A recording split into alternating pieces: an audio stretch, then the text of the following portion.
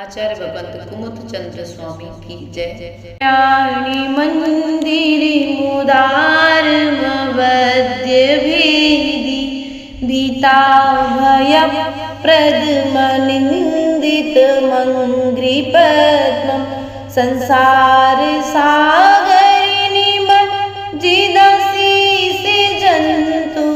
होताये माने मभिनम्य जिने स्वरस यस्य स्वयं सुरगुरुर्गरिमाम्बुरासे स्त्रोतं सुविस्तृतिमतेना विभुर्विधातुं तीर्थेश्वरस्य कमिठस्मये धूमे केतोस्तस्याहमेस्य किल संस्तवनं करिष्ये सामान्यतोऽपि तव वर्णयितुं स्वरूपमस्मादृशा कथमधीशे भवत्यधीशा द्रष्टोऽपि कौशिकीशिशुः यदि वादिवान्धो रूपं प्ररूपयति किं किल घर्मरश्मि मोहक्षयादनुभवन्नपि नाथ मर्त्यो नूनं गुणान् गणयितुं न तव क्षमेत कल्पान्तिवान्ते पयसा प्रकटोऽपि यस्मान्मीयेति केन जलधिर्ननु रत्नराशि अभ्युद्यतोऽस्मि तव नाथि जडाशयोऽपि कर्तुंस्तवं लसितशङ्खगुणाकरस्य बालोऽपि किं न निजबाहुयोगं वितत्य विस्तीर्णतां कथयति स्वधियाम्बुरासे ये योगिनामपि न यान्ति गुणास्तवेश वक्तुं कथं भवति तेषु ममावकाशा जाता तदेवमसमीचितकारितेयं जल्पन्ति वा निजगिरा ननु पक्षिणोऽपि आस्तामचिन्त्य महिमाजिने संस्तवस्ते नामापि पाति भवतो जगन्ति तीव्रातपोपहति पान्ति जनानि दाघे प्रीणाति पत्नी सरसा सरसो निलोपि हृद्वर्तिनि त्वयि विभो शिथिली भवन्ति जन्तो क्षणेन निविडापि कर्मे बन्धा सद्यो भुजङ्गमे मया इवि मध्यभागमभ्यागते वनशिखण्डिनि चन्दनस्य मुच्यन्ते एवि मनुजाः सहसा जिनेन्द्र रौद्रैरुपद्रवसतैस्त्वयि वीक्षितेऽपि गोस्वामिनिस्फुरतीति जसि दृष्टमात्रे चौरैरिवा सुपसेवा प्रफुल्लायमानै त्वं तारिको जिने कथं भविनां तायैव त्वामुद्वहन्ति हृदयेन यदुत्तरन्ता यद्वागृतिस्तरति यत् जलमेषु नूनमन्तर्गतस्य मरुता सखिलानुभावा यस्मिन् हर प्रवृत्तियोऽपि हतप्रभावा सोऽपि त्वया रतिपतिः क्षपितः क्षणेन विद्यापिता बुद्धिभुजा पैसाथयेन पिता सहितं न किं तदपि दुर्धरवाड्वीन स्वामिन्नल्पे गरिमाण्डमपि प्रपन्नास्त्वं जन्तवा कथमहो हृदये दधाना जन्मोदधिर् लघुतरन्त्यतिलाघवेन चिन्त्यो न हन्तमहतां यदि वा प्रभावा क्रोधस्त्वया यदि विभो प्रथमं निरस्तो ध्वस्तास्तदावद् कथं किल कर्म चौरा रोषस्तिमुत्र यदि वा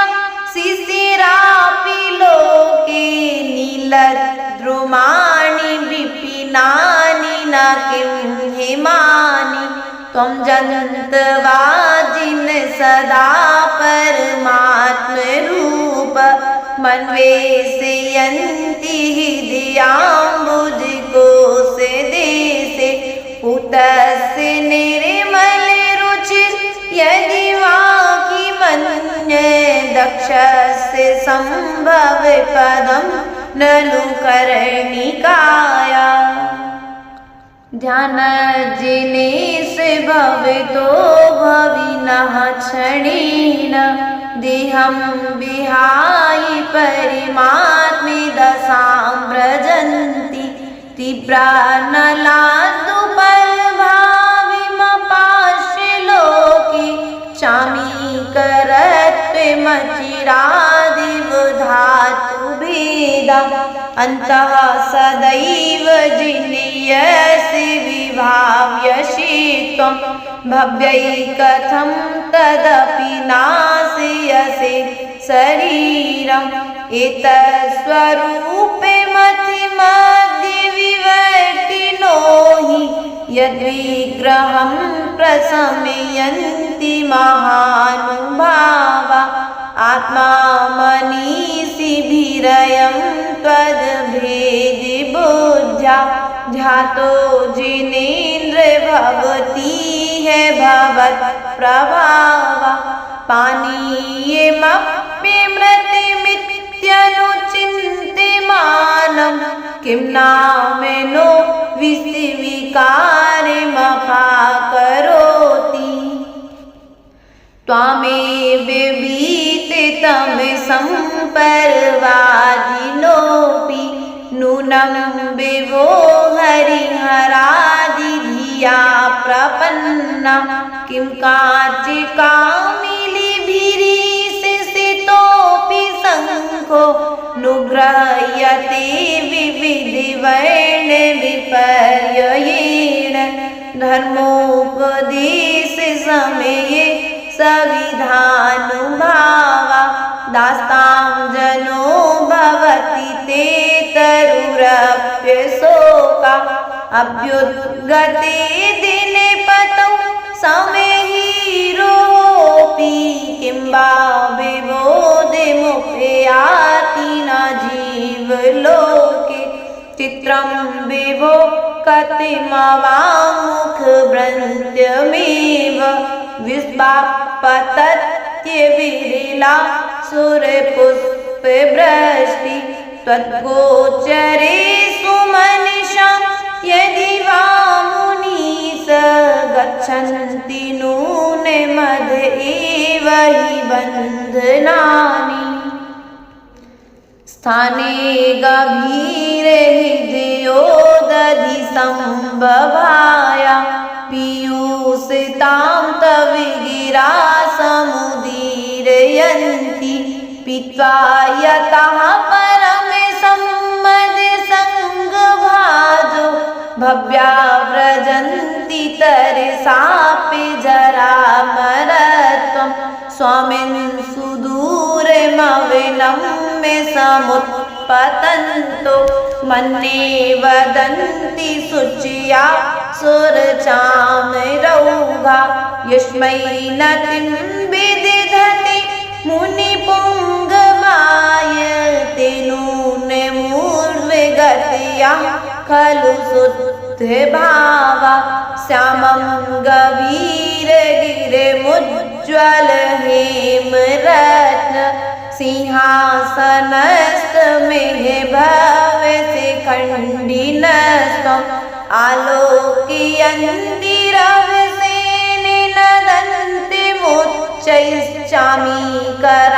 रविसेनदन्तिमुच्चैश्चामीकराद्रिशिरसि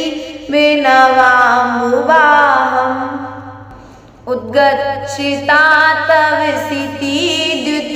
उद्गच्छितातविसितिद्युतिमण्डलेन प्लोतच्छदच्छ विरसोऽकेतरुर्बभूव सान्निध्यतोऽपि यदि वा तव वीतरागनिरागतां व्रजति को न सचेतनोऽपि भो भो प्रमादमवधूय भदज्वमेन मागत्य निवृत्तिपुरीं प्रति सार्धवाहम् एतन्निवेदयति देवी जगत्त्रयाय मन्ये नदन्नभिनभासुरदुन्दुभिस्ते द्योतितेषु भवता भुवनेषु नाथ तारान्वितो विदुरयं बहताधिकारा मुक्ता कलापि कलितोल्लसितातिपत्र व्याजात्रिधाधृततनुर्ध्रुवमभ्युपेता स्वेन प्रपूरिते जगत्त्रयपिण्डितेन कान्तिप्रतापे यशसा मेव सञ्चयेन माणिक्यहेमरजित प्रविनिर्मितेन सालत्रयेण भगवन् नवितो विभासि दिव्यस्रजो जने नमस्त्रिदशाधिपाना मुत्सृज्यरत्नरतिता नपि मौलिबन्धान् पादौ श्रयन्ति भवेतो यदि वा परत्र त्वसङ्गमे सोमनसो नरमन्त एव नाथ जन्म जलधिर्विप्राङ्मुखोऽपि यतार्यस्य सुमितो निज प्रस्थिलग्नान् युक्तं हि पार्थिवे निपस्ति सतस्तवैव चित्रं विभो यदसि कर्म विपाकशून्या विश्वेश्वरोऽपि जनपालक दुर्गतस्त्वं किं वा क्षरः प्रकृतिरपिलिपिस्त्वमीश अज्ञानिवत्यपि सदैव कथञ्चिदेव ज्ञानं त्वयि स्फुरति विश्वविकासहेतु प्राग्भारे संवृत नभांसि रजांसि रोषा दुत्थापितानि कमठेन सठेन यानि छायापितैस्तविननाथि हता हतासो ग्रस्तस्त्वमीभिरयमेव परं दुरात्मा यद्गर्ज दुर्जित घनौघे मदभ्रभीम भ्रस्त्यस्तडिन्मुसलमासल घोरधारं दैत्येन मुक्तिमथितुस्तरवारिदग्रे तैनैव तस्य जिन दुस्तरवारिकृत्यम् ध्वस्तोर्ध्वकेश विकृताकृतिमर्त्यमुण्ड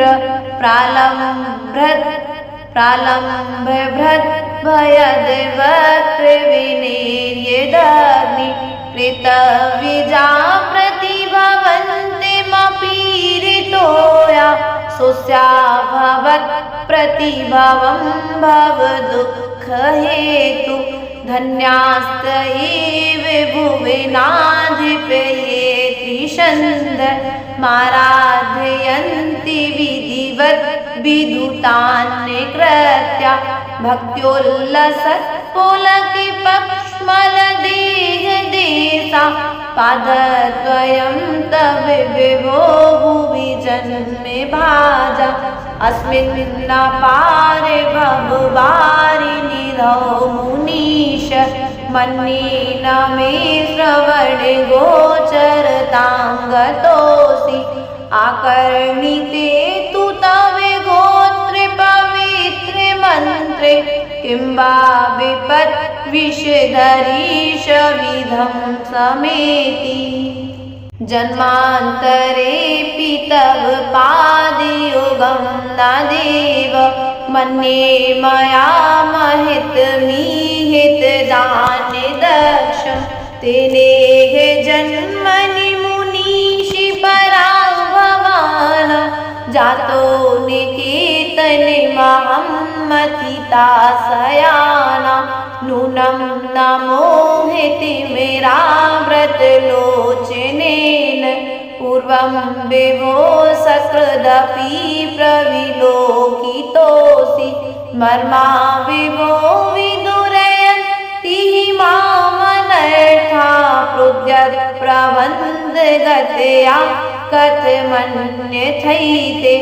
आकर्णितोऽपि महितोऽपि निरीक्षितोऽपि नूनं न चेतसि मया विधतोऽसि भक्त्या जातोऽस्मि ते निजने बान्धव दुःखे पात्रं यस्मात् क्रिया प्रतिफलन्ति न भावशून्या त्वं नाथ दुःखी जनवत्सल हे शरण्या कारुण्य पुण्यवसिते वशिना वरेण्या भक्त्या न ते मयि मयि दयां विधायि दुःखां कुरुद्दलन तत्परतां विधेहि निसंकसारे शरणं शरणं शरण्य मा साध्य साधित रिपुप्रतितावदान तत्पादे पङ्कजमपि प्रणिधाने वन्द्यो वन्द्योऽस्मि चेत् भुवने पावने हाहतोऽस्मि देवेन्द्र वन्द्य विदिताखिल वस्तुसार संसारे तारक विभो भुवनादिनाथ त्रायस्व देवी करुणा हृदय मां पुनीः शीदन्ति मध्य भयदव्यसनाम्बुरासे अद्यस्ति नाथ भवदङ्घ्रि सरोरुहाणा भक्ते फलं किमपि सन्तत सञ्चिताय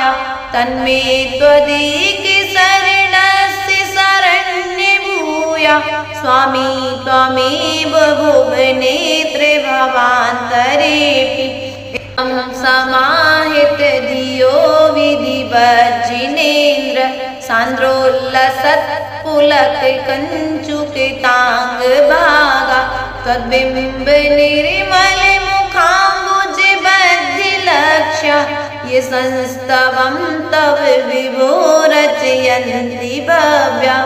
जननयन कुमुद चन्द्र प्रभास्वरा स्वर्ग संपदो मुक्ता ते विगलित मल निचया